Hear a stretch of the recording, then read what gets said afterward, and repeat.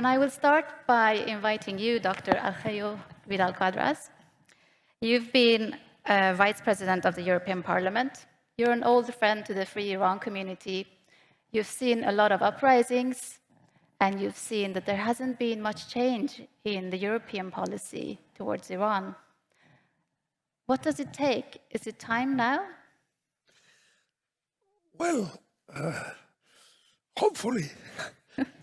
But the first thing I want to do, of course, is to thank the invitation to participate in this distinguished panel, European panel.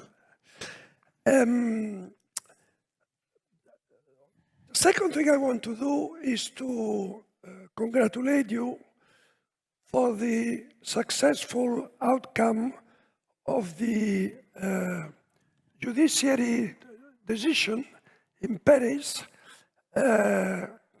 cancelling the ban of the French government, of the prefecture of Paris, about the rally of the Iranian resistance. This victory, because it's indeed a victory, could be considered as a small victory. But in the context that we work, fighting the Iranian totalitarian regime, no victory is small. And these small victories announce the final victory that will be the end of this evil regime and the arrival of freedom and democracy to Iran. And this victory has been won because a decision of the judiciary. And I want to underline it, because when we refer to the EU, the European Union policy in relation to Iranian regime, we must be very careful, because the European Union, the institutional framework of the European Union is very complex, and not all institutions have the same policy. So this is a point I would like you to understand, because we cannot say the European Union policy in relation to Iran, because the European Union has the three classical powers. We have an executive power, we have legislative power, and we have a judiciary. And not all three institutions behave equally in relation to the Iranian regime. Who is the executive power in the European Union? Well, the answer is easy, the Commission. No, the Commission is the executive power. But it's not so easy, because indeed the Commission is the executive power, but in the Council, which is not executive, but legislative, who sits in the Council? In the European Council, heads of state and government, and in the Council of the European Union, ministers of the member states' governments. That means that these gentlemen and ladies that sit in the European Council are legislative, but in their member states they are executive. So, for the sake of the argument, I will, even if it's not very correct, but I will join together Commission and Council as executive in the European Union. And what has been the policy of this executive power of the European Union for decades in relation to the Iranian regime? It has been a policy dominated by two mirages. One minute is there are moderates in the Iranian regime, and we must engage with the moderates, and we must help the moderates. This is the first illusion, let's say. And then there is a second illusion. With such a regime, let's try to appease them, let's try to negotiate, to have a dialogue, to make concessions, to calm them down, and to try to live with them. Well, these two illusions have proved completely false, both of them. They have failed miserably. There are no moderates. Of course, there are different families, as in any dictatorship. There are different families that fight for power and influence and to loot the budget, but at the end they are all the same. So no moderates. This is an absolute illusion. And negotiation and dialogue and appeasement has come to no result. And if this policy have failed for decades, the question is why they keep doing the same thing 1 year after 1 year if it does not work. Well, I have known and I've dealt with different commissions and different high representatives of the EU for foreign policy and common security policy along my 15 years as Vice President of the European Parliament. Javier Solana was the first High Representative, then Catherine Ashton, then Federica Mogherini, and today my compatriot Josep Borrell. Doubly compatriot, because we are both Spanish and Catalan, so doubly compatriot. And I've been dealing with the four of them. And me and other members of parliament have discussed with all of them about the policy in relation to the Iranian regime, the Iranian theocracy. And I must say, I say it with sorrow, that they are deaf and blind to evidence. Absolutely. It's a very strange phenomenon because, as I say, the four of them have kept the same policy in spite of their absolute failure. And at the end, the conclusion is that this policy is the result of conception of policy which refuses to take any risk. So, the commissioners and the national governments that sit in the council and the high representatives and all the staff of advisors and civil servants in the union, they hate risk. And they do not realize that to defeat tyranny, to defeat dictatorships, to defeat aggressive, evil powers in this world, it is impossible to do it without risk. The MEK, the NCRI, take risks every day. They risk their lives every day, here and mostly in Iran. But in the European Commission, the member states in the European Council refuse absolutely to take any risk. And they do not realize that refusing risks, they increase risk every year.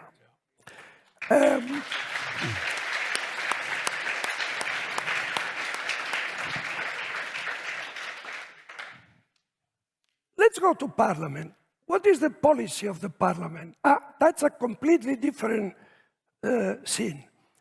In Parliament, I mean the European Parliament, there is, since many years, an intergroup called Friends of Free Iran that today is co-chaired by a Spanish member called Javier Zartalejos and a member from Slovenia called Milan Zver.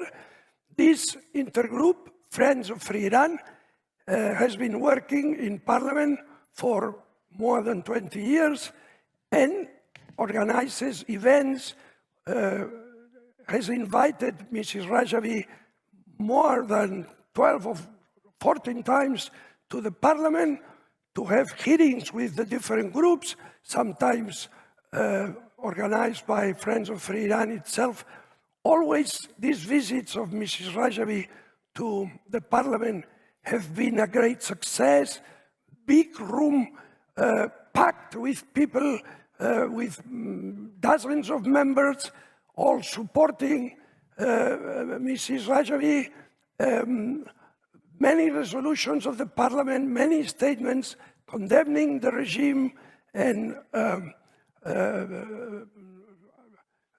asking for respect for human rights, condemning executions. So, Parliament, a majority of the Parliament, has always been extremely active and extremely committed, supporting the Iranian resistance, the NCRI, and the MEK. So, as you see, an attitude that has nothing to do with the Commission and the Council. Completely different, I would say not only different, but opposite, because on one side, the Council and the Commission make the life of the mullahs easy, and in Parliament, on the contrary, strong support to the Iranian resistance, to the NCRI, and to the MEK. And what about the judiciary? Well, the judiciary, of course, is a cold, serene, slow power.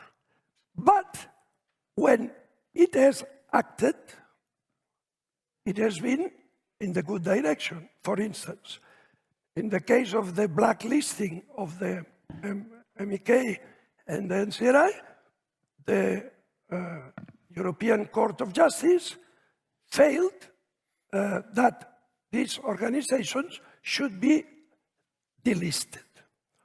And I lived it personally because I attended one of the hearings of the court. And it was very impressive to see the 28 because at that time the UK was a member. So there were 28 judges. And you saw all these judges with these beautiful robes, you know, gowns, and the council was there defending that the MEK should be in the blacklist. And of course, there were the lawyers of the MEK defending the MEK and say they should be delisted. Okay. They were exposing their arguments, and in a certain moment, the president of the European Court said to the lawyer of the council, "Have you any proof or any evidence that this organization has participated, has financed, or has in some way cooperated with terrorist action?" There was a silence in the courtroom, and the lawyer of the council said, Yes, but it's reserved material. And then the president of the court said, anything that cannot be known by this court does not exist for this court. And then, you know, what was the final ruling? That MEK and CRI were delisted from the European list. So that was my first point. Very different behavior, executive, legislative, and judiciary. And this different behavior is also present in member states, because in many member states' national parliaments, in France, in Germany, in Italy, in UK, when it was member state, today, of course, even if it's not member state, it's the same thing in relation to the MEK and to the NCRI, full support. In all these parliaments and others in Europe, there are very active democratic committees where there are many members of these parliaments that work for democracy and freedom in Iran, and that fight the Iranian regime. In France, for instance, le comité parlementaire pour l'Iran démocratique, and in many other parliaments, similar committees that are defending the Iranian resistance, and they adopt resolutions and statements and do action. And of course, Mrs. Rajavi has also visited many of these parliaments with a great welcome by the members and a great success. So this position of the legislative powers in Europe in support of the MEK is quite general. Yes. And then once this is clear that we cannot talk of a uniform or common policy because of the different behavior of the different institutions, let me say something. The governments of member states and the Commission, what I'm going to say, it's hard, but I have to say it. They are not only cowards, they are incompetent. Because now, after the assassination of Mahsa Amini, there have been a wave of protest in Iran, thousands of people in the streets, 750 killed in the streets, 30,000 arrested. After the assassination of the poor Mahsa, in many European television at prime time, there were the news on the protest in Iran, and the regime was really weak internally. They were really on the verge of collapsing, of being defeated. And it was the opportunity for the Western democracies to do decisive action to combine the internal pressure of the Iranian people with pressure from outside, sanctions, closing of embassies, political pressure, blacklisting the Revolutionary Guards. And the combination of this pressure from inside and from outside undoubtedly would have most probably, it would be most probably the end of the regime. But the Western governments did nothing. And of course, the brave struggle of the Iranian people, month after month, at the end, the terrible machine, repression machine of the regime has been efficient. No? So that's what I say, that they are not only coward, our governments, in relation to the Iranian regime, but incompetent. And let me finish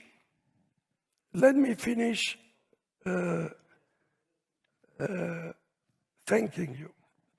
Because sometimes when I attend these meetings, members of the Iranian resistance or expatriates, they come to me to thank what we do to support regime change in Iran. And I always say, no, don't thank me. There is nothing to thank me or my colleagues. We thank you because as Europeans, we thank you for your commitment to the universal values that we Europeans should defend inside and outside Europe. So nothing to thank to us. We thank you for your courage, for your resolve, for your determination, defending those values that we Europeans do not defend enough. Thank you. Thank you. Thank you so much. Thank you for showing us the way. Thank you. Thank you so much, Dr. Vidal. Thank you so much.